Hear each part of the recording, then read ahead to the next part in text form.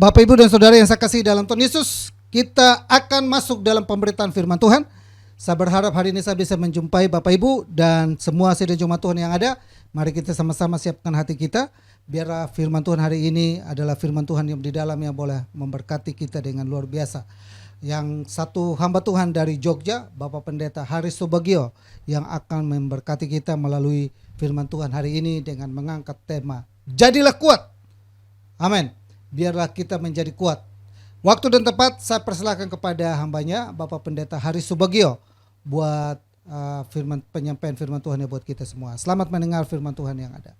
Salam. Salam, salam jumpa kembali.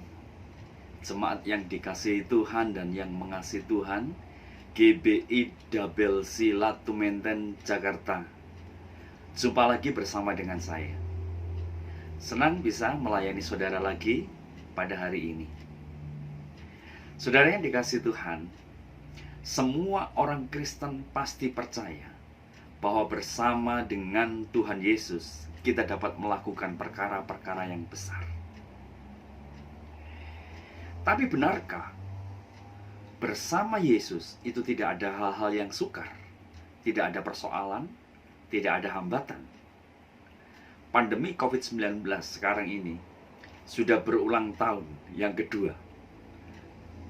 Entah berapa lama lagi orang Kristen, orang yang mengasihi Tuhan bisa terpapar, menderita sengsara, tertekan, usahanya lesu, bahkan bisnisnya bisa bangkrut. Kita semua memilih, kita semua berdoa supaya dapat perlindungan dari Tuhan, sehat, sukses, pengalaman-pengalaman mujizat, sejahtera, makmur, efektif dalam pekerjaan Tuhan. Tapi realitanya kita lebih sering mendapatkan persoalan itu tiba-tiba sudah ada di depan mata kita. Sehingga yang dibutuhkan bukan lagi bagaimana kita memilih, tetapi bagaimana kita berani menghadapi persoalan itu. Jika hidup saya dan saudara menghadapi satu pukulan yang bertubi-tubi dan menempatkan kita di sudut ring tinju, apa yang kita butuhkan untuk mendapatkan ekstra energi menghadapi semua perkara yang sulit? Jadilah kuat. Itulah judul perenungan kita pada hari ini. 1 Samuel ayat 30 ayat 1 sampai yang ke-6. Saya akan bacakan untuk saudara. Siklag terbakar. Ketika Daud serta orang-orangnya sampai ke Siklag pada hari yang ketiga, orang Amalek telah menyerbu tanah Negeb dan Siklag. Siklag telah dikalahkan oleh mereka dan dibakar habis. Perempuan-perempuan dan semua orang yang ada di sana, tua dan muda, telah ditawan mereka dengan tidak membunuh seorang pun. Mereka menggiring sekaliannya kemudian meneruskan perjalanannya. Ayat yang ketiga. Ketika Daud dan orang-orangnya sampai ke kota itu, tampaklah kota itu terbakar habis, dan istri mereka serta anak mereka yang laki-laki dan perempuan telah ditawan. Lalu menangislah Daud dan rakyat yang bersama-sama dengan dia itu dengan nyaring, sampai mereka tidak kuat lagi menangis. Juga kedua istri Daud ditawan, yakni Ahinoam perempuan Yisrael dan Abigail, bekas istri Nabal, orang Karmel itu. Ayat yang ke-6. Dan Daud sangat terjepit, karena rakyat mengatakan hendak melempari dia dengan batu. Seluruh rakyat itu telah pedih hati, masing-masing karena anaknya laki-laki dan perempuan. Tetapi Daud menguatkan kepercayaannya kepada Tuhan Allahnya. Tidak ada satu orang pun yang kebal terhadap masalah, sekalipun ia punya hubungan kedekatan secara pribadi dengan Tuhan. Daud, orang yang dipilih Tuhan, dirancang sebagai raja pengganti Saul. Orang yang dipimpin oleh Roh Allah, orang yang berkenan di hatinya Tuhan. Masih bisa merasakan kepedihan, bahkan sampai habis air matanya. Lelah dikejar-kejar oleh masalah.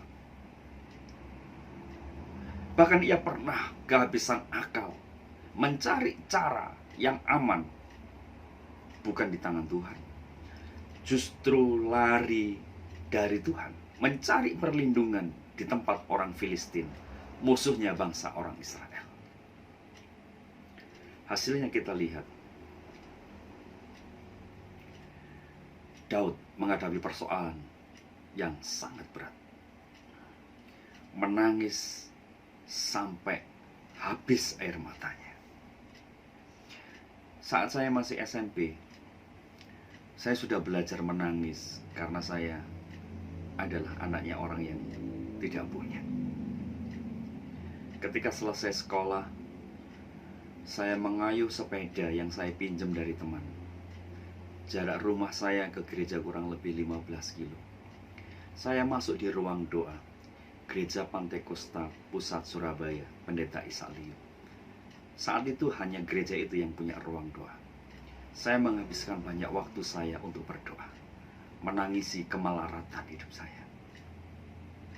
Ketika saya sekolah teologi di Surabaya, saya juga banyak menangis karena uang sponsor yang diberikan hanya cukup untuk makan, tidak cukup untuk hal-hal yang lain. Saat saya sekolah Alkitab di Batu Malang, saya lebih banyak menumpahkan air mata. Bukan persoalan yang besar, tetapi hanya gara-gara sponsornya memang hanya untuk makan selama sebulan dan tidak ada ongkos untuk memberi Indomie, gula, teh, makanan ringan dan sebagainya. Jadi saya merasakan kepedihan karena menjadi orang yang sangat melarat waktu itu. Jadi kalau sekarang saya jarang menangis, mungkin air matanya sudah habis di masa muda. Daud punya alasan bangkrut, bahkan putus asa, karena menghadapi banyak persoalan bagaikan banjir deras yang menyapu dari segala arah. Persoalan yang datang dari luar, Daud menghadapi ancaman pembunuhan sekaligus dua. Yang pertama, ancaman pembunuhan dari Raja Saul. Daud dikejar-kejar seperti ayam hutan sebagai buronan, sehingga dia melarikan diri dari Saul masuk di kubu pertahanan orang Filistin. Dan dia juga diancam mau dirajam batu oleh orang-orangnya dia sendiri, yang dulu adalah pengikutnya, para followernya, tapi sekarang menjadi haters, orang yang membenci dia dan menyalah-nyalahkan dia. Sekarang Daud kehilangan anak dan istrinya, harta bendanya semua ditawan, dirampas habis, keluarganya habis, hartanya habis, teman-temannya tidak ada yang mendukung. Sekarang Daud sudah tidak punya apa-apa lagi dan tidak punya siapa-siapa lagi. Seorang diri sebatang kara. Pernahkah saudara menghadapi satu situasi yang sedemikian berat seperti ini? Orang yang dipilih Tuhan, orang yang berkenan di hati Tuhan, orang yang dipimpin oleh Roh Tuhan, tidak luput dari persoalan yang berat. Hidupnya keloro-loro, apalagi kita.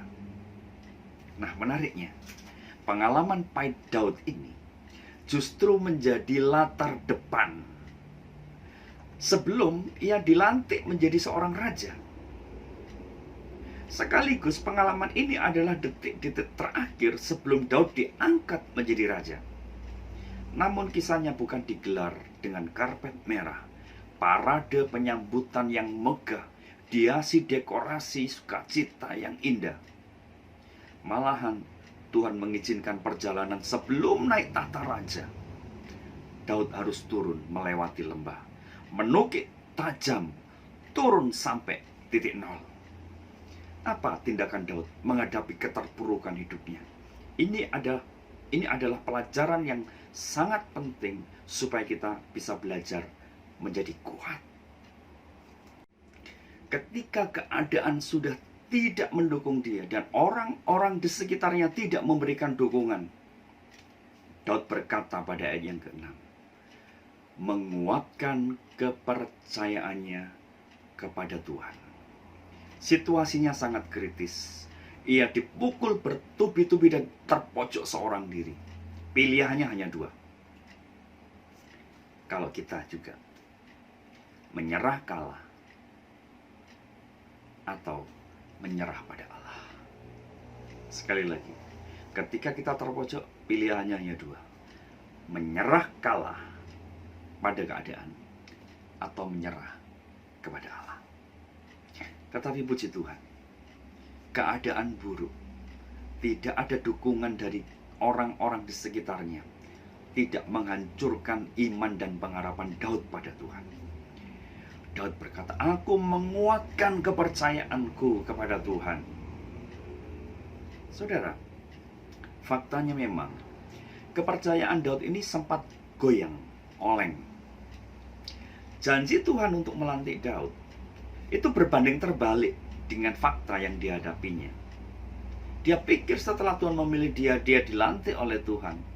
Ternyata yang dihadapi sepanjang umurnya adalah ancaman dan bahaya. Dan itu menjadi santapan hariannya. Ia sampai merasa lelah dikejar Saul, sampai imannya sempat oleng dan mencari aman di kota perlindungan orang Filistin. Dia sempat tidak berharap kepada Tuhan. Perlindungan yang dipilihnya pernah salah. Nah, persoalan berat yang membawa dia pada malapetaka itu membuat hidupnya sekarang berubah.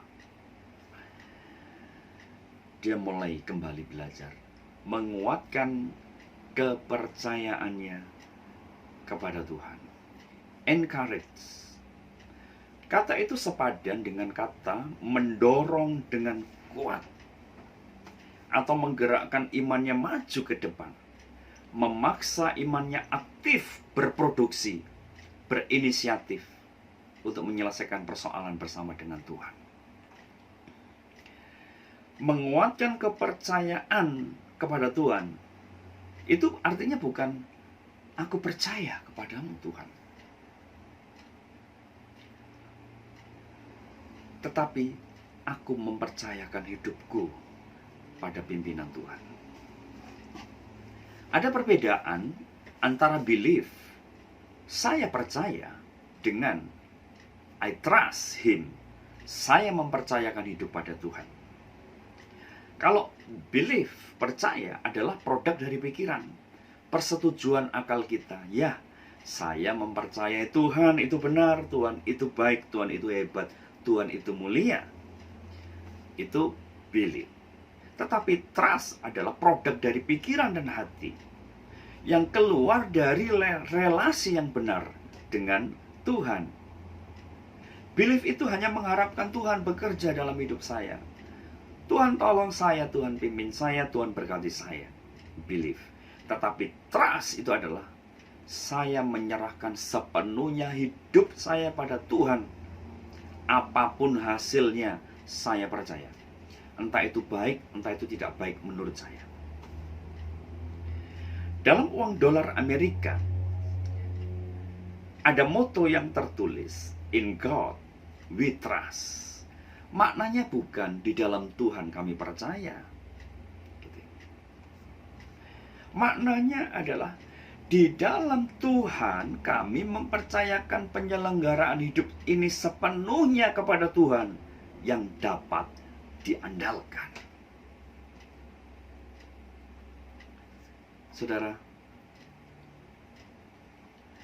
masalahnya, apakah penyerahan iman saudara dan saya bisa berbanding lurus dengan perubahan keadaan yang di sekitar kita? Apakah penyerahan iman kita kepada Tuhan otomatis langsung mengubah keadaan yang ada di sekitar kita? COVID langsung berhenti. sakit langsung sembuh, hutang langsung terbayar. Seolah-olah hanya dengan percaya, maka tangan kita seperti terbalik dan membuat keadaannya semuanya berubah menjadi baik. Ternyata tidak. Tuhan tidak selalu membelah laut merah. Tuhan tidak selalu menghentikan matahari. Tuhan tidak selalu merobohkan tembok Yeriko. Saya percaya iman kepada Tuhan Yesus memang bisa mengubah segala sesuatu, bahkan yang tidak mungkin menjadi mungkin. Tetapi seringkali Tuhan tidak mengubah apa yang ada di sekitar kita, keadaan kita, dan orang-orang yang ada di sekeliling kita. Tapi Tuhan seringkali terlebih dahulu mengubah hati kita. Jadi yang pertama, yang penting dan paling utama dalam hidup beriman kepada Tuhan adalah Tuhan itu mengubah hati kita, pikiran kita, cara pandang kita yang lebih jernih, lebih bijak, lebih sehat, lebih kuat. Saudara yang dikasihi Tuhan, Daud harus berperang melawan orang Amalek. Mari kita sadari bahwa peperangan yang sejati sebenarnya tidak dimulai bagaimana kita mulai mengadakan perlengkapan, persenjataan, barikade yang kuat di luar. Itu penting. Tetapi peperangan sejati itu seharusnya dimulai dari pikiran dan hati kita. Jika hati kita tidak siap, itu namanya kita kalah sebelum berperang. Ketika kita berserah dalam pimpinan Tuhan, maka Dia akan bekerja dengan caranya sendiri, bukan dengan cara yang kita bungkus dengan cara kita sendiri. Dan Daud sangat paham dengan cara kerja Tuhan. Walaupun seringkali cara Tuhan itu tidak spektakuler, namun Tuhan selalu tetap bekerja dalam diri kita. Walaupun kelihatannya tidak tampak, tapi Tuhan tidak pernah tertidur dalam menolong kita. Daud merasakan, sekalipun tidak ada dukungan di sekitarnya, dia percaya Tuhan menolong hidupnya. Apa yang Daud kerjakan? Dengan menguatkan kepercayaannya kepada Tuhan. Yang pertama, Daud percaya pada pimpinan Tuhan. P. Percaya pada pimpinan Tuhan. 1 Samuel 30 ayat yang ke-8. Biasanya Daud itu dengan spontan mengambil satu langkah, selonong men, hajar saja, kerjakan saja, berpikir belakangan. Tetapi dengan adanya peristiwa Siklak ini, Daud kembali belajar, percaya pada pimpinan Tuhan. Sehingga sebelum dia mengalahkan orang Amalek, dia tanya kepada Tuhan. 1 Samuel 30 ayat yang ke-8. Kemudian bertanyalah Daud kepada Tuhan, katanya, haruskah aku mengejar gerombolan itu? Akan dapatkah mereka kususul? Dan dia, Tuhan, berfirman kepadanya, kejarlah, sebab sesungguhnya engkau akan dapat menyusul mereka dan melepaskan para tawanan. Hari ini Daud menjadi semakin dewasa, tidak menjadi selonong boy. Krisis telah mengejar hidupnya dan krisis telah merubah hidupnya. Awalnya Daud masih punya konsep. Kalau masuk di wilayah orang Filistin, Saul takut, saya aman, saya nyaman. Siklak adalah kota yang paling aman yang dapat melindungi hidup saya. Faktanya Siklak dibakar oleh Tuhan melalui orang Amalek. Mindsetnya berubah. Ternyata bukan dekat dengan orang dan tinggal pada tempat yang nyaman. Sehingga Daud mengkoreksi mindsetnya itu dengan kubangannya di Mazmur. Hanya dekat Allah saja aku tenang. Dialah gunung batuku dan kota bentengku. Mindsetnya berubah.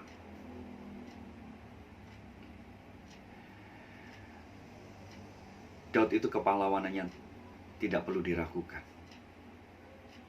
Tetapi kali ini,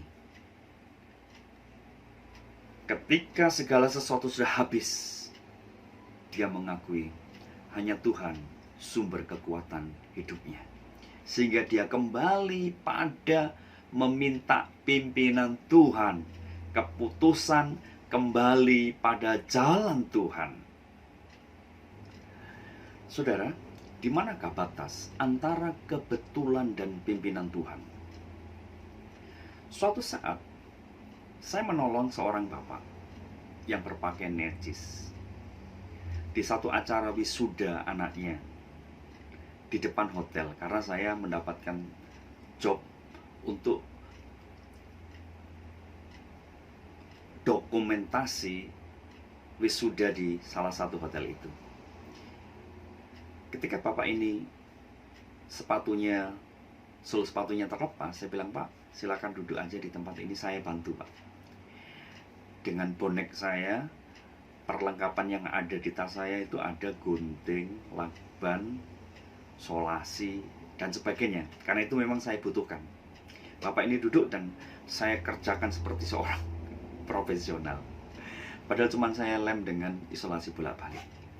Sepatu itu walaupun tidak sempurna, sekarang sudah bisa dipakai oleh bapak itu. Dan saya melupakan peristiwa itu. Tapi 3 bulan, saya ditelepon oleh orang yang tidak dikenal untuk datang ke kantornya. Ternyata bapak ini adalah orang yang saya tolong ini. Padahal saya sudah melupakan itu. Tetapi orang itu tidak pernah melupakan apa yang saya kerjakan.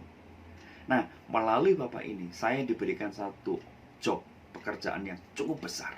Nilainya bukan kecil besar. Bisa puluhan juta melalui orang ini. Nah, di manakah batas antara kebetulan dan pimpinan Tuhan? Saya percaya Tuhan selalu punya cara, sementara kita ini tidak tahu apa yang harus kita kerjakan. Manakala kita yang pertama percaya pada pimpinan Tuhan. Yang kedua, percaya pada hikmat Tuhan. H, hikmat Tuhan. Yang tadi B, ini H, hikmat Tuhan. 1 Samuel yang 30 ayat 13 sampai 15 itu menceritakan bagaimana Daud itu memulai peperangannya ditolong oleh seorang budak. Budak orang Amalek itu dalam perjalanannya jatuh sakit, dibuang aja di tengah jalan. Nggak berguna budak ini. Tetapi Tuhan mempertemukan Daud dengan budak yang sekarat ini. Melalui budak yang sekarat ini, Tuhan mengizinkan Daud untuk berkomunikasi. Dan apa peran budak ini? Budak ini hanya sebagai penunjuk jalan. Ayat yang ke-15 Daud berkata, "Dapatkah engkau menunjukkan jalan pada gerombolan itu?" Tuhan memakai budak sakit dan sekarat yang terbuang sebagai penunjuk jalan saja. Bukan hal yang spektakuler. Hanya itu, penunjuk jalan saja. That's it. Berarti Daud harus bertanggung jawab sendiri dengan pekerjaan lanjutan. Setelah dia tahu jalannya, dia harus bekerja dan berperang sendiri. Tuhan memberikan hikmat kepada Daud. Dan itu tidak bisa kita anggap sebagai hal yang enteng. Suatu ketika saya pulang selesai bekerja, saya kehilangan anak kunci motor maksud saya. Saya sudah berputar-putar cari di tempat itu, di dalam tas, di area sekitar. Mondar-mandir bisa 5-6 kali tidak ketemu. Oke, sampai saya sudah putus asa, tanya di mana tempat servis yang terdekat. Saya ditunjukkan, motor saya tuntun 2 kilo sampai tempat, ternyata tempatnya sudah tutup. Pikiran boneknya keluar. Oke, pakai aplikasi HP saja. Tukang kunci panggilan. Saya klik, saya muncul nomor telepon. Saya langsung hubungi. Orangnya merespon, saya tanya, bisa katanya. Harganya berapa? 150.000. Saya sanggupi. Oke, siap. Saudara, saya punya beberapa kekaguman dengan orang ini. Yang pertama, saya tidak perlu mencari-cari tempatnya di mana, cukup dengan aplikasi, dia langsung datang. Gitu. Kemudian saya ngomong, Pak, saya tidak bawa duit, nanti Bapak kalau selesai ini kita ke ATM ya, nanti ambil uangnya di sana. Dia bilang, tidak perlu Pak, Bapak bisa bayar lewat M-Banking saja. No, tukang kunci ini sudah M-Banking, saudara. Nah, kok gereja belum M-Banking persembahannya? Bisa dimulai nanti M-Banking. Kekaguman saya yang ketiga, dia cukup membawa satu kawat, dan kawat itu dimasukkan dalam lubang kunci itu untuk melihat lekuk-lekuk kunci. Dia masukkan, dia lihat bagaimana karakter dari kunci itu, dan kemudian dia buat kunci itu secara manual. Berapa lama? 5 menit selesai. Luar biasa. Saya bilang, Mas, sampean 5 menit dapat 150.000. Dia langsung jawab, itu rezeki Pak, gitu ya. Tuhan yang ngatur. Lihat saudara, dalam hal memberikan rezeki, Tuhan tidak bedakan.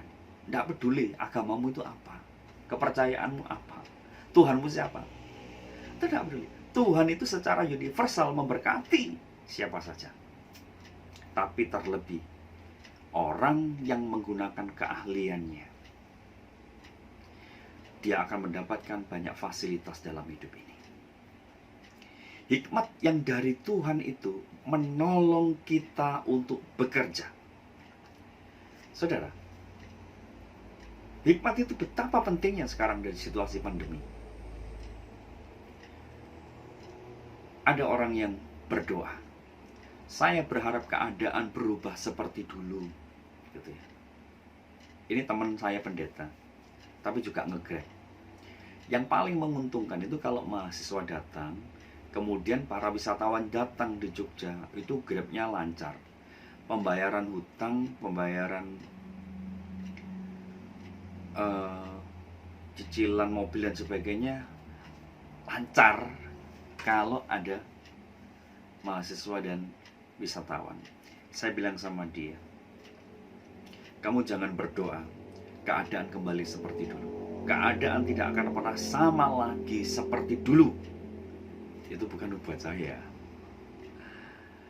Nah, keadaan memang tidak akan pernah kembali seperti dulu. Tetapi Tuhan sudah memberikan hikmat kepada kita. Sekarang ini sudah tidak ada alasan lagi saudara berkata saya gaptek. Karena dunia ini sudah ada dalam genggaman tangan kita, dan bisa kita operasikan lewat smartphone. Orang tidak harus punya usaha di pinggir jalan untuk memulai jualan.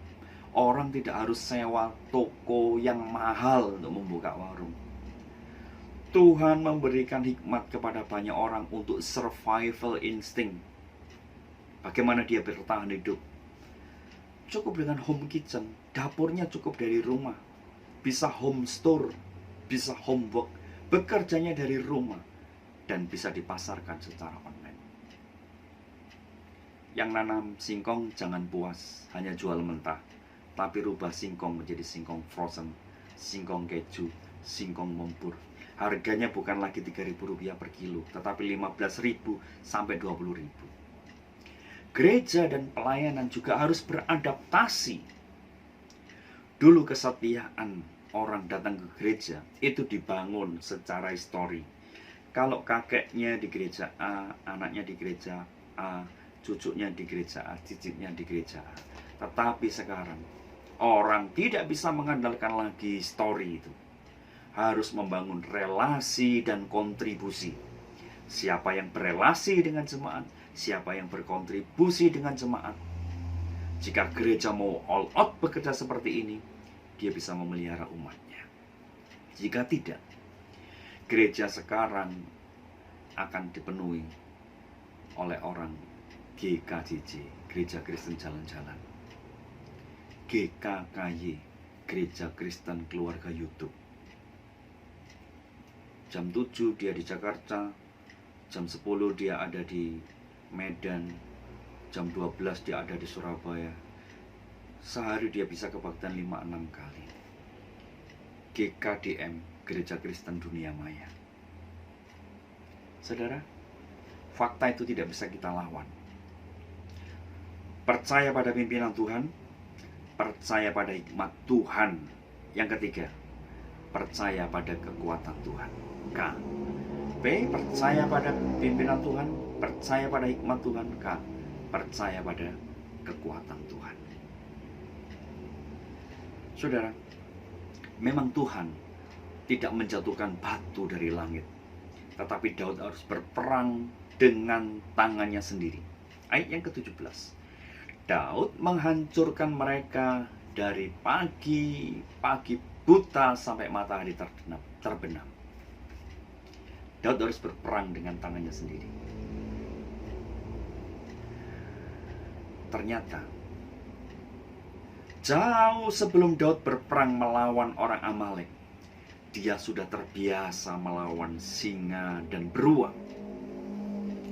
Mazmur 141 Daud berkata, tangan Tuhan itulah yang melatih tanganku untuk berperang. Jadi jauh sebelum Tuhan memberikan kemenangan hari ini, Daud sudah berlatih mengalahkan singa dan beruang. Tuhan tidak membuang kecakapan hidupmu, Tuhan tidak membuang kecakapan hidupku. Bahkan kecakapan hidup itu adalah anugerah yang besar. Banyak hal yang kita tidak mampu dalam hidup ini.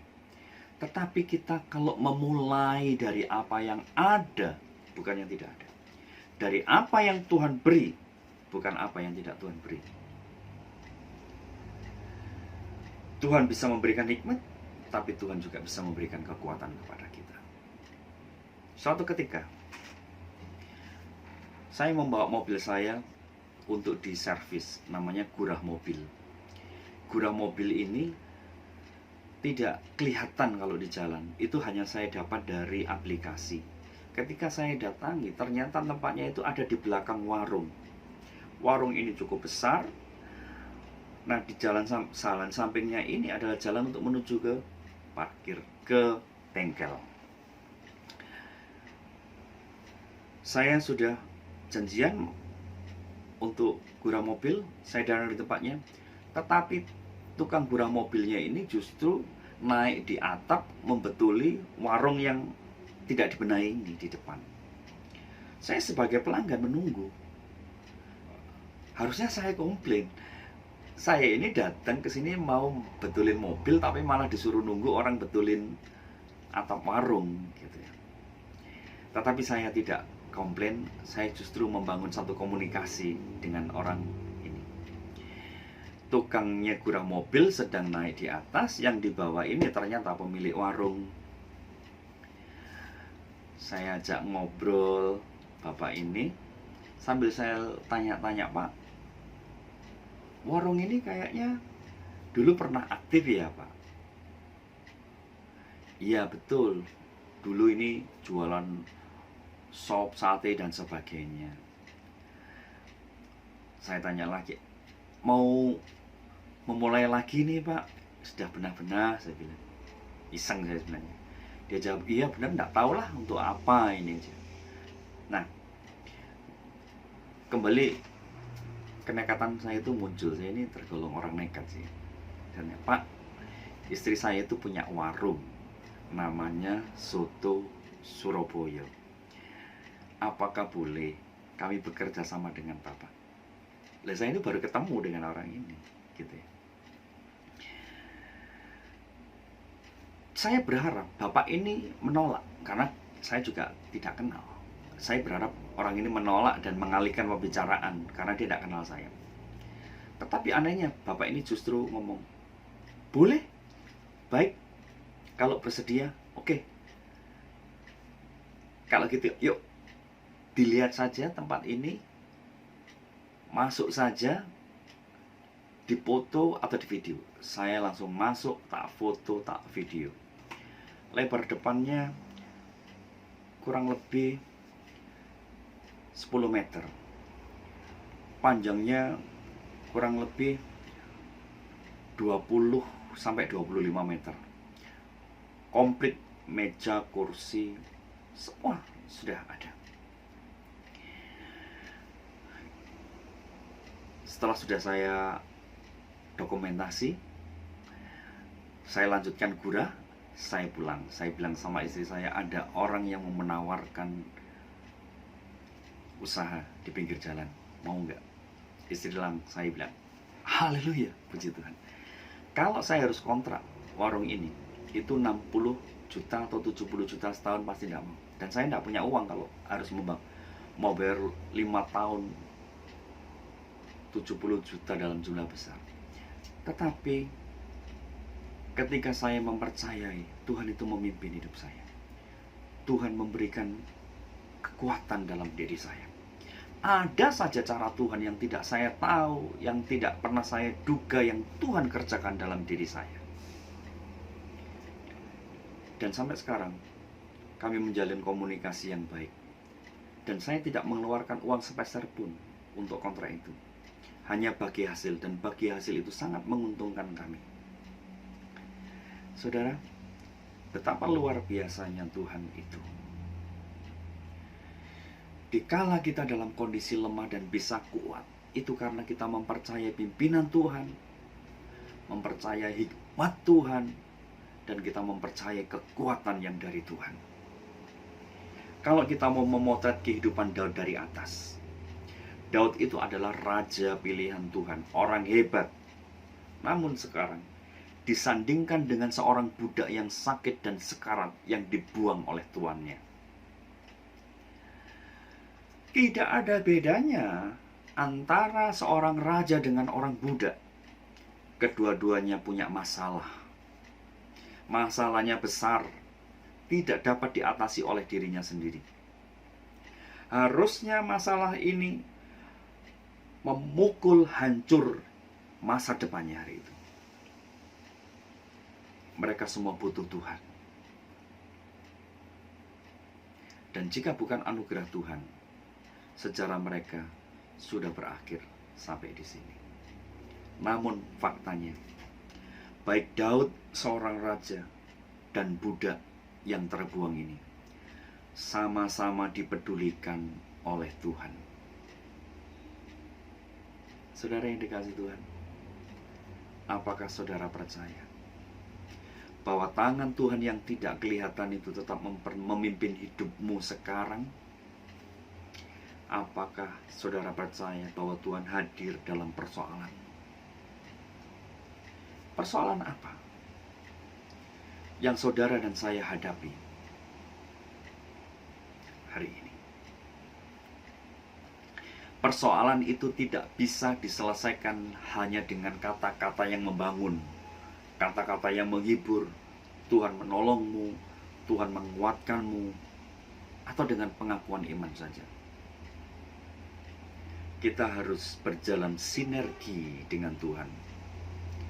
Kereta api harus berjalan di atas treknya, dan gerbong harus mengikuti di belakang lokomotifnya.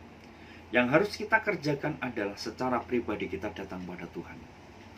Bukan hanya aku percaya pada Tuhan, tapi Tuhan, aku mempercayakan seluruh hidupku dalam penyelenggaraan tangan-Mu. Kita kembali pada jalan Tuhan. Kita kembali pada cara Tuhan. Kita kembali pada kehendak Tuhan.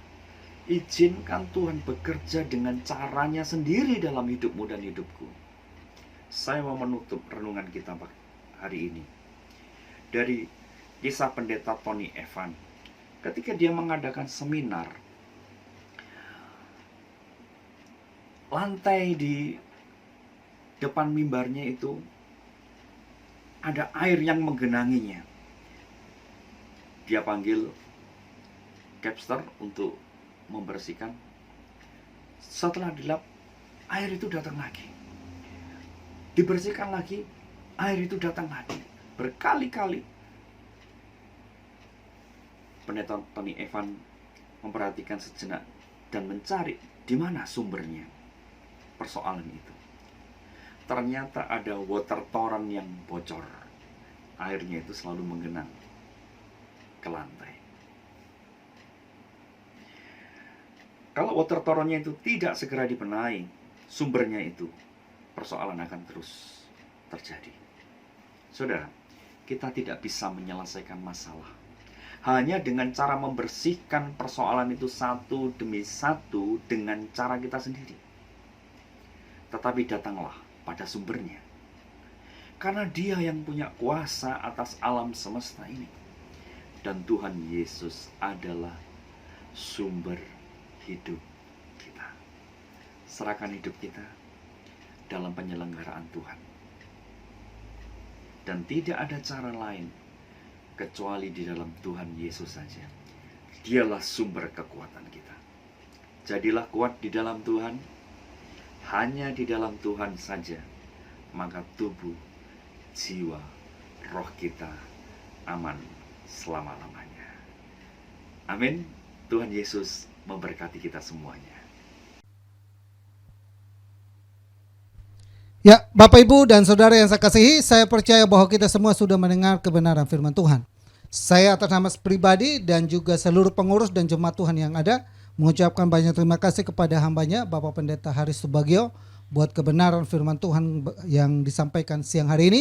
Biarlah kami seperti Daud, kami harus memperbaiki keyakinan kami. Ketika masalah boleh datang, kami membangkitkan iman kami, mendekatkan diri kita kepada Tuhan sebagaimana Raja Daud ketika dia dikejar oleh Saul, ketika orang-orang yang followers dia menjadi hatersnya dia, menjadi pembenci dia. Tapi ketika dalam keadaan dan dalam situasi seperti itu, dia menguatkan kepercayaan imannya kepada Tuhan, menguatkan kembali. Dia pernah mengalami yang namanya masa-masa di mana dia pernah suram, masa-masa di mana dia ditinggalkan sahabat, masa-masa di mana dia dikejar, masa-masa dia terpuruk. Tapi dalam keadaan terpuruk, dia tetap menguatkan imannya kepada Tuhan. Itu cara yang baik buat kita. Untuk itu, kita diharapkan untuk jadilah kuat. Kebenaran firman Tuhan itu kita harus lakukan. Kita minta jadi kuat, menguatkan iman kita, minta pimpinan Tuhan dan penyertaan Tuhan. Dan di dalam pimpinan dan penyertaan Tuhan ada hikmat, ada wahyu yang memampukan kita untuk terus belajar. Banyak hal yang Tuhan akan berikan, bukakan buat kita di saat-saat seperti ini. Terima kasih. Tuhan Yesus memberkati pelayanan Bapak dan keluarga. Salam buat keluarga di Jogja. Satu saat kita bisa tatap muka di Jogja juga.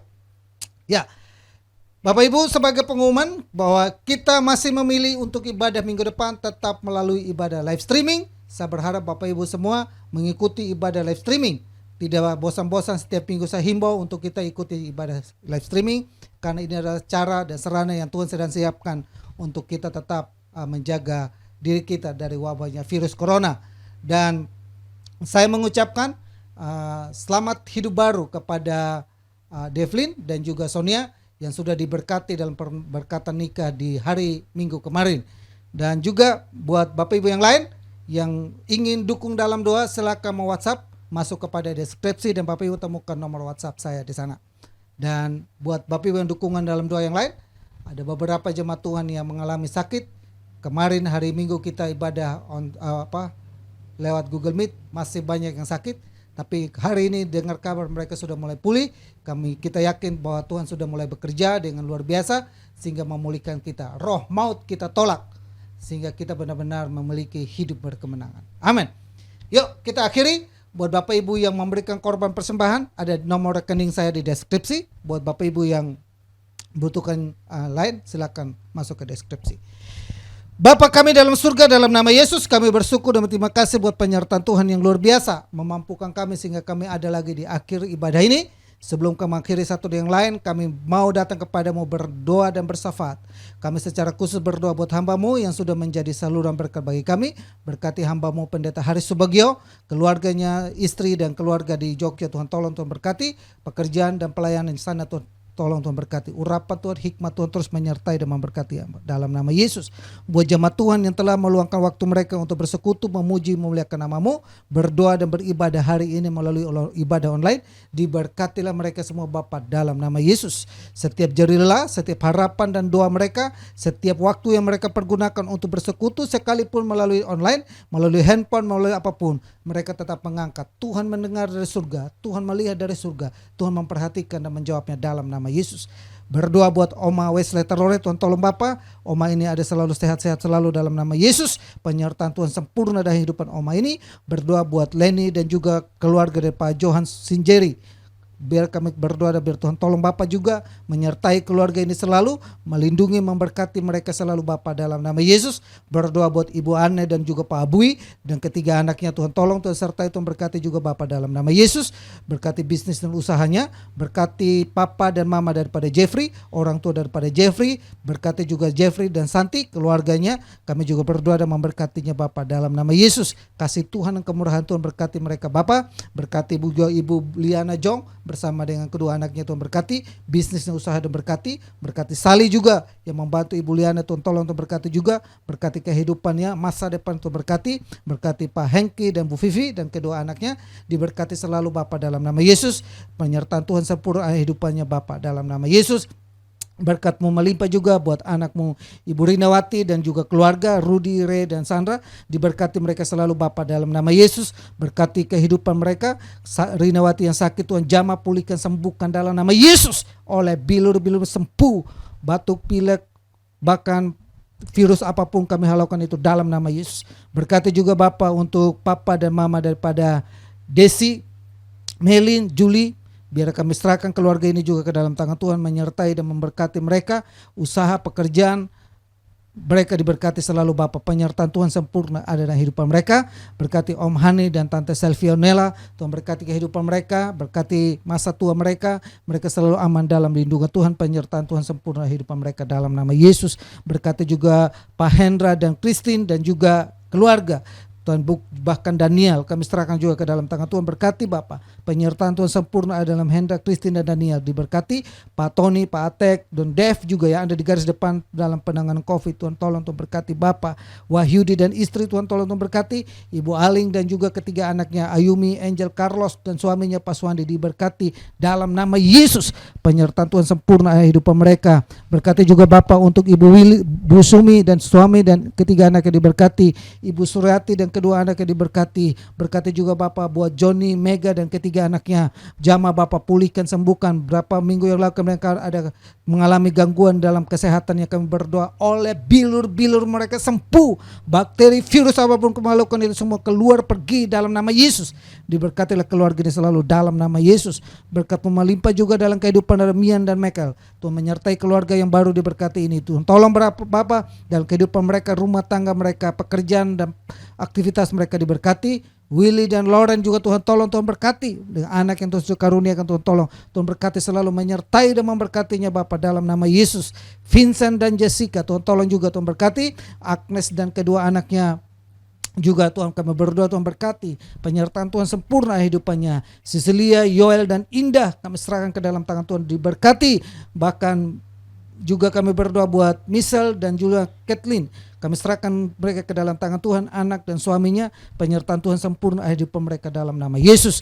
Buat Pak Bambang dan juga buat Vivi, Tuhan berkati kehidupannya dengan anaknya, diberkati selalu. Buat anakmu Sinta dan Joseph, Tuhan tolong juga dalam pergumulan mereka juga, Tuhan tolong, Tuhan sertai dan berkati Bapak dalam nama Yesus. Buat anakmu Dion dan Nerisa, buat anakmu Devlin dan juga Sonia, diberkati mereka Bapak dalam nama Yesus. Buat anakmu Cecilia, Rael dan Sansan, diberkati Bapak dalam nama Yesus. Buat Ibu Damayanti dan suami dan juga anaknya Agnes, diberkati Bapa dalam nama Yesus. Kami serahkan juga buat Kenneth dan juga buat Ive Kayana. Tuhan tolong, Tuhan sertai, Tuhan berkati juga Bapa dalam nama Yesus. Kami juga berdoa Bapa buat Ibu Junivita, Tuhan tolong, Tuhan berkati. Buat Pak Surya, Bu Yayang, Tuhan tolong, Tuhan berkati. Pak Ali dan keluarga juga Tuhan tolong, Tuhan berkati. Buat jemaat Tuhan yang lain kami serahkan juga ke dalam tangan Tuhan. Ibu Bong Kem Hyong dan juga Siska kami serahkan juga ke dalam tangan Tuhan dalam nama Yesus. Ibu Helen dan juga kedua anaknya Tuhan tolong, Tuhan berkati Bapa. Terima kasih banyak Bapa yang baik. dan menyerahkan seluruh sidang Jumatmu, keluarga demi keluarga yang ada.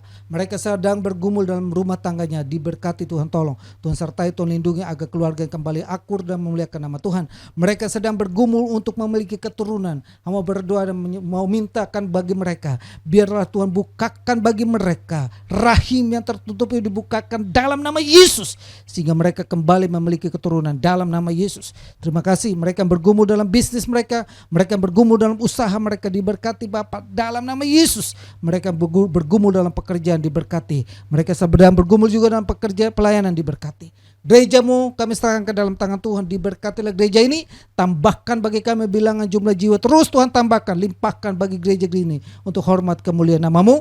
Dan yang dibutuhkan untuk pentabisan tetapkan, pertaruhkan Tuhan, turut campur tangan sehingga tercukupi adanya.